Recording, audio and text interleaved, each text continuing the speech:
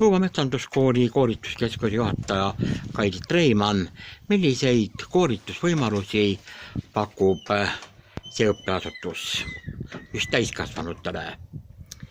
Jaa, meie juures õpibki enamus meie õppijatest ongi täiskasvanud õppijad.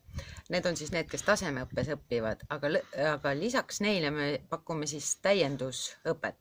Ehk siis meil on oma koolituskeskus, mis on Jõgevamaa kõige populaarsem täiendkoolitusasutus ja me pakume koolitusi 3 valdkonnas: metsanduses, aianduses ja loodusturism on need alad.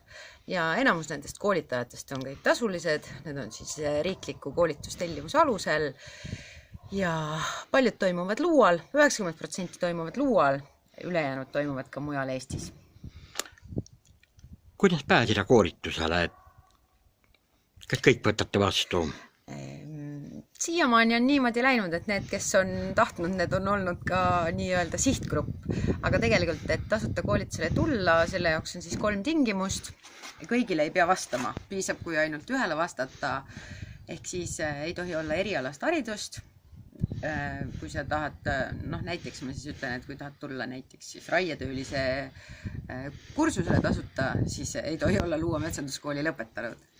Siis teiseks sobib, kui inimene on vanuses 50+ ja 3. on, et kui on aegunud oskused, mida on vaja siis uuendada. Kas see koolitus võimaldab ka vastaval erialal, annab paremad võimalused tööd leida? Absoluutselt. Väga paljud tulevadki sellepärast, et neil on nii